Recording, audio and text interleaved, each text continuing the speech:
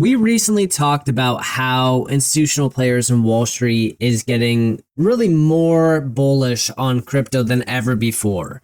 And I feel like a lot of the recent events, especially at Ripple's swell, we kind of saw that increased bullish view on crypto from some of the biggest names in finance. Recently, I saw a post from Reese Merrick, who is a Ripple employee. And he said, full circle moment for me at Ripple Swell a couple of weeks ago. 7 years ago when I joined Ripple, I remember meeting with large financial institutions. It was clear that they felt uneasy even discussing digital assets and blockchain technology. Fast forward to now, I'm moderating a panel at our annual event with three of the largest financial institutions globally: Fidelity, Franklin Templeton, and Citi, discussing how they are all deploying products on chain. You are not bullish enough. The fact that this is coming from a Ripple employee telling us that we are not bullish enough, I think speaks volumes. Even with the recent market sell-off, even with what's been happening around crypto for the last couple months, because again, the last sell-off was not even just the worst of it. We have technically been in a downtrend for a very long time, since going all the way back to July. The recent sell-off was just another cut to add to the thousands that we already had. And, again, it's very easy to switch up on crypto. It's very easy to get frustrated and negative. But we are starting to see that increased adoption. We're starting to see that increased move from some of the biggest financial institutional, players worldwide. And when you have an employee from Ripple telling us what's happening here and having these discussions and telling us, hey, you're not bullish enough, he really does mean it. Now, on top of that, we got this post from him as well, which was: the digital future demands unified infrastructure, not piecemeal solutions. Ripple is building infrastructure that will enable global finance to go on chain. Payments, real-time cross-border payments utilizing XRP RLUSD on the XRP ledger. Custody, bank-grade security for managing private keys and digital assets. Tokenization, turning real-world assets into highly liquid digital tokens on the XRP ledger. Prime brokerage, institutional platform for clearing, financing, and OTC execution across digital assets. And we still have Rail Financial, G Treasury, and Palisade Inc. to officially join the party. This is a clear sign that Ripple is building out the largest institutional grade infrastructure for the digital financial future. Now, in this video, I really want to go over a few things because I think that a recent post that we got from G Treasury gave us an insight on what we can soon expect. Now, before I really get into everything, I just want to quickly let you guys know that Decent Wallet is having its Black Friday sale. It's 40% off right now when you buy the double package and 30% off when you get the single package. This deal won't last forever. The cutoff is December 3rd. If you already have a Decent Wallet, maybe you could buy one for a family member or a friend that's in the crypto space that needs one. And also, it's never a bad idea to have multiple wallets set up. If you guys do want to get one today for up to 30 to 40% off, you guys are more than welcome to utilize my link down in the description below to ensure that you do not miss this incredible deal.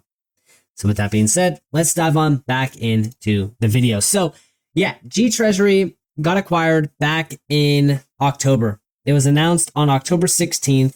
So it's a little over a month now since we got this announcement. Now, initially, we got an update on exactly how big G Treasury was: 40 plus years of expertise, multi-trillion-dollar corporate treasury market. This is a massive name, okay? We already talked about it, especially when we think about just the size of G Treasury. We've gone over the 13,000 connected banks, the $12.5 trillion payments volume that they're, putting up, all of the names tied back to it. We, broke down the full platform. So why am I bringing it back up? Why are we still talking about G Treasury? Has something changed? Has something, did something come up? Well, G Treasury posted a video, and this goes back to the 20th, same day that we got this post from Reese Merrick.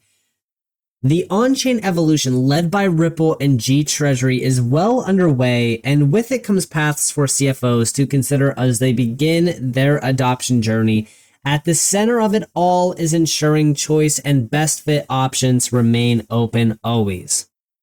Rather than making waves, the best treasury transformations allow options with measurable improvements that advance your operations without unnecessary turbulence or limitations from singular and outsourced paths.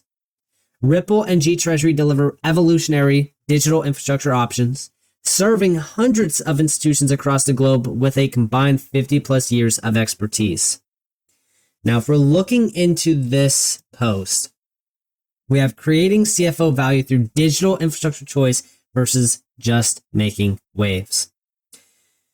In today's rapidly evolving payments landscape, treasury leaders are inundated with claims about rail-agnostic platforms and promises of flexibility. But when you scratch beneath the surface, you might ask, does your treasury solution provider truly empower you with choice, or are they quietly steering you towards their preferred rails and partners?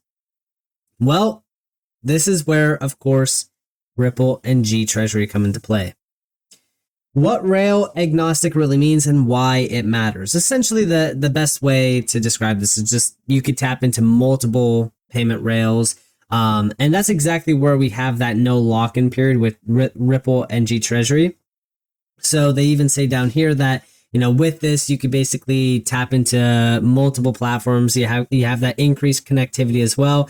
I mean, the best way to look at this is the fact that it's kind of fully breaking down exactly why we should be, focused on what Ripple was doing here with G Treasury and how XRP could essentially be that, bridge. But we have down here choice over mandates. So unlike platforms that suddenly push, customers towards their own payment infrastructure or preferred partners, we offer you the choice between traditional wire transfers, SWIFT, ACH, and instant blockchain-based payments, all based on your specific transaction needs, not our business model. You maintain complete control over if and when to explore new digital asset features. Adoption is entirely at your pace. The best part about this is we know for a fact that instant blockchain-based payments will become the preferred way over time. Right now, the fact that they do have a choice between wire transfers, SWIFT, and ACH, with, of course, blockchain is definitely a big plus one. But we already know what the best preferred way of sending and receiving money would be here. Blockchain. It's going to take some time to get there, but I do think that over time, like I said, it will become the preferred way. But adoption is still in the early phase here. But the fact that we know that instant blockchain-based payments is now a reality through this, we already know where they are, really kind of achieving that. And it's through XRP. We've talked about this. But that means that, with this treasury platform that has 13,000 connected banks, we could soon see an increased exposure to blockchain through all those names. Now, it won't happen overnight, but we'll definitely get there. Here we have the expertise advantage. Hundreds of financial institutions can't be wrong. When evaluating treasury partners, expertise matters. Consider the difference. And then here we have, of course, the full breakdown of why Ripple, with, of course, their proven track record, 65 plus markets, their global financial network, and then, of course, the real world performance as well with banks and institutional players. Now, we also have G Treasury's depth as well. And beyond that, we do have real results, not promises. And this is where we see all of the names that, have given out their full-on breakdown of why Ripple and how their experience with Ripple has been. We have Trangelo, which is 100 plus financial institutions and partners globally through Ripple's network, supporting 5,000 plus payout partners across 70 plus countries. This is where we start to see the numbers in real time. We have SBI Remit as well, CM Commercial Bank, Money Match, Travelex Bank. I mean, when we think about what's actually happening here with Ripple, and if we think about the future as well, even with tokenization, all of this stuff, this entire article, when I'm looking at it, all I can think about is what Ripple has been telling us, which is the fact that XRP is at the center point of everything that they're doing. It's their core foundation. Even when we think about rail agnostic, I mean, yeah, sure, you could say, all right, well, it doesn't really matter because XRP is a bridge asset. This is not what they mean by rail agnostic, and essentially, yeah, it's not. What they're really talking about here is, if you tap into G Treasury through Ripple, you could utilize wire transfers, you could utilize Swift, ACH, or even blockchain if you wanted to. That's rail agnostic. However, I do think that over time, the dominant choice here will be, blockchain.